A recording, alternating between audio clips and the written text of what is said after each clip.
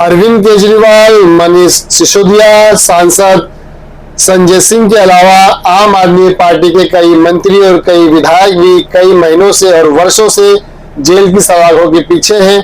केवल अरविंद केजरीवाल ही पहली बार बंद नहीं हुए हैं। अन्ना हजारे के अनशन के बाद ही, अन्ना हजारे के आंदोलन के बाद ही आम आदमी पार्टी और अरविंद केजरीवाल का उदय हुआ है कि आम आदमी पार्टी और भाजपा दोनों मिलजुल कर पर्दे के पीछे से यह सारा षड्यंत्र रचाए हुए हैं। आम आदमी पार्टी के बहुत से नेता, बहुत से विधायक, बहुत से मंत्री और सांसद शराब घोटाला और मनी लॉन्ड्रिंग के आरोप में जेल की सलाखों के पीछे बंद है। भारत देश में संविधान लागू है, कानून लागू है, तो किसी भी सिटिंग चीफ मिनिस्टर को बिना पुख्ता सबूत के, बिना किसी बड़े एविडेंस से गिरफ्तार नहीं किया जा सकता। अरविंद केजरीवाल की गिरफ्तारी के पीछे चाहे भाजपा का ए प्लान हो या बी प्लान हो, अरविंद केजरीवाल की गिरफ्तारी के पीछे आम आदमी पार्टी का स्टंट हो या चुनावी प्रचार का एक नया तरीका हो या इसके पीछे आरएसएस का हाथ हो या किसी भी प्रकार का भाजपा और आम आदमी पार्टी का मिलीभगत हो, लेकिन साथियों, बहुजन समाज के साथियों को इन दोनों ही पार्टियों से सावधान रहने की आवश्यकता है। इसलिए कुछ दिनों से सोशल मीडिया पर दिल्ली के मुख्यमंत्री अरविंद केजरीवाल के विषय में बहुत सी खबरें, बहुत सी बातें सोशल मीडिया पर बहुत ही तेजी से वायरल हो रही है। लेकिन साथियों, अरविंद केजरीवाल की गिरफ्तारी, इसके पीछे क्या बीजेपी का हाथ है या अरविंद केजरीवाल की गिरफ्तारी यह एक पब्लिसिटी स्टंट है? क्या इसमें कितनी सच्चाई है, कितनी हकीकत है? तो चलिए हम लोग थोड़ा सा जानने का प्रयास करेंगे कि वास्तविक तौर पर ईडी द्वारा अरविंद केजरीवाल को गिरफ्तार करना केवल एक पब्लिसिटी स्टंट है या बीजेपी का बी प्लान है, अरविंद केजरीवाल के खिलाफ बीजेपी का लिया गया एक एक्शन है। तो साथियों, चलिए कुछ बातों पर हम लोग ध्यान से, जैसा कि बार बार कहा जाता है कि भाजपा अपने ईडी का दुरुपयोग कर रही है, बीजेपी अपने ईडी का दुरुपयोग करते हुए आम आदमी पार्टी और दिल्ली के मुख्यमंत्री अरविंद केजरीवाल को गिरफ्तार करवाने में भारतीय जनता पार्टी का हाथ है।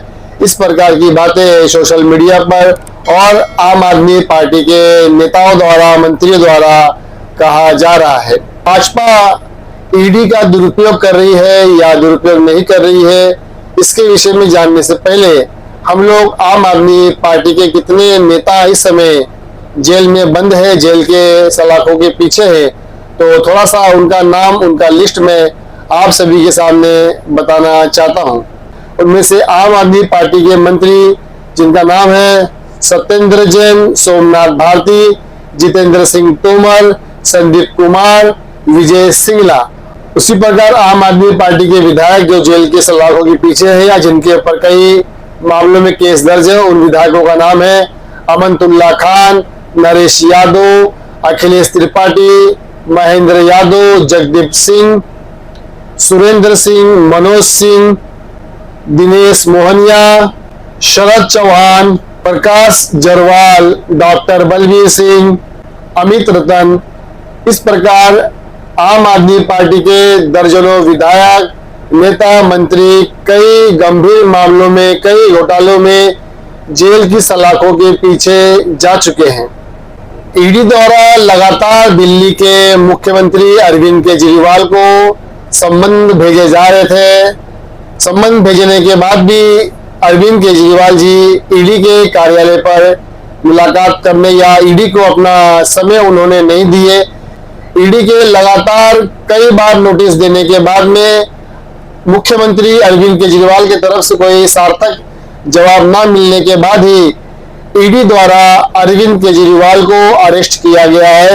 यह एकाएक नहीं हुआ है। इस मामले में ईडी द्वारा कई बार अरविंद केजरीवाल को नोटिस दिया गया था कि उन्हें उनकी बातें रखना चाहिए या ईडी को उनसे जो प्रश्न करना था, ईडी को अरविंद केजरीवाल से जो सवाल पूछना था, उसके लिए अरविंद केजरीवाल ने ईडी को समय नहीं दिए, इसलिए अरविंद केजरीवाल की गिरफ्तारी हुई है।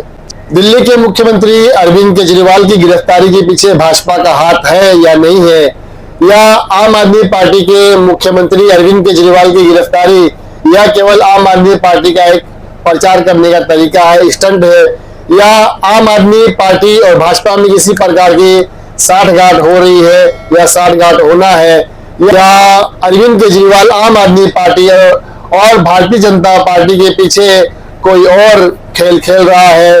हो सकता है कि इसके पीछे आरएसएस का हाथ हो, या हो सकता है कि इसके पीछे आरएसएस का एजेंडा हो। तो साथियों, चाहे अरविंद केजरीवाल जी जेल में है या भाजपा अपने ईडी का दुरुपयोग करके अरविंद केजरीवाल की गिरफ्तारी कर रही है, या अरविंद केजरीवाल का यह पब्लिसिटी स्टंट है, साथियों चाहे जो भी हो, लेकिन इन दोनों ही पार्टियों से बहुजन समाज को सावधान रहने की आवश्यकता है।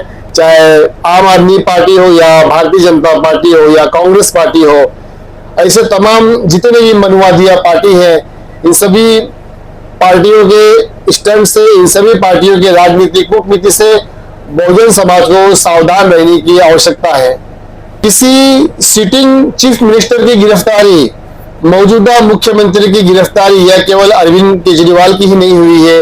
इसके पहले भी बिहार के मुख्यमंत्री लालू प्रसाद यादव जी भी मुख्यमंत्री रहते हुए चारा घोटाला मामले में जेल में गए थे। तो हो सकता है कि इस शराब कांड में, इस शराब घोटाले में या मनी लॉन्ड्रिंग में दिल्ली के मुख्यमंत्री अरविंद केजरीवाल का भी हाथ हो सकता है। इसीलिए ईडी ने इतना बड़ा फैसला लिया है कि एक सिटिंग चीफ मिनिस्टर को गिरफ्तार किया गया है। केवल अरविंद केजरीवाल ही नहीं, अरविंद केजरीवाल के पहले भी आम आदमी पार्टी के कई मंत्री, कई विधायक, कई सांसद जेल की सलाखों के पीछे हैं। दिल्ली के डिप्टी सीएम, उप मुख्यमंत्री मनीष सिसोदिया भी 1 वर्ष से ज्यादा उन्हें हो चुका है कि वे भी जेल की सलाखों के पीछे हैं। दिल्ली के उप मुख्यमंत्री मनीष सिसोदिया, जो कि आम आदमी पार्टी के शिक्षा मंत्री भी थे। अरविंद केजरीवाल की गिरफ्तारी से भाजपा को नुकसान हो सकता है, लेकिन भाजपा को नुकसान होने का मतलब यह नहीं है कि आम आदमी पार्टी को फायदा होगा या लाभ होगा, या कांग्रेस पार्टी को फायदा होगा। ऐसा बिल्कुल नहीं होने वाला है, क्योंकि देश की जनता जागरूक है, उन्हें सही और गलत का निर्णय लेने आता है। हमारे बहुत से साथियों के मन में यह प्रश्न भी है कि भाजपा ईडी का दुरुपयोग करते हुए आम आदमी पार्टी के नेता, आम आदमी पार्टी के दिल्ली के मुख्यमंत्री अरविंद केजरीवाल को गलत तरीके से गिरफ्तार की है। और कुछ साथियों के मन में ऐसा भी प्रश्न है कि आम आदमी पार्टी और भाजपा दोनों मिलजुल कर पर्दे के पीछे से यह सारा षड्यंत्र रचाए हुए हैं। ऐसा मेरा नहीं कहना है, लेकिन बहुत से साथी जिनके मन में यह प्रश्न है कि आम आदमी पार्टी और भारतीय जनता पार्टी ही दोनों एक ही थाली के चट्टे बट्टे हैं। क्योंकि अन्ना हजारे के अनशन के बाद ही, अन्ना हजारे के आंदोलन के बाद ही आम आदमी पार्टी और अरविंद केजरीवाल का उदय हुआ है।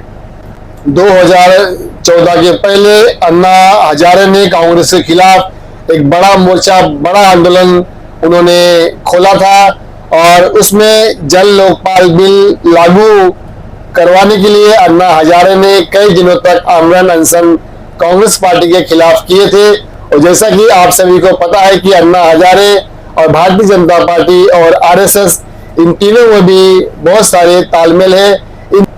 और जैसा कि देश की जनता जानती है कि उस समय कांग्रेस के खिलाफ आंदोलन करने में भारतीय जनता पार्टी भी पर्दे के पीछे अन्ना हजारे के समर्थन में खड़ी थी, आरएसएस भी अन्ना हजारे के समर्थन में खड़ी थी। और उसी अन्ना हजारे के आंदोलन से आम आदमी पार्टियों और अरविंद केजरीवाल का उदय हुआ है। जो देश की जनता ये जानना चाहती है कि क्या आम आदमी पार्टी, अरविंद केजरीवाल, अन्ना हजारे, भारतीय जनता पार्टी और आरएसएस में, इन चारों में किसी प्रकार की साठगांठ है या नहीं है, यह देश की जनता जानना चाहती है। और साथियों, आप लोग भी आपके विचार, कृपया आप लोग भी आपके कमेंट करके अपनी बात इस वीडियो पे जरूर आप लोग रखिएगा। धन्यवाद। जय भीम, जय भारत।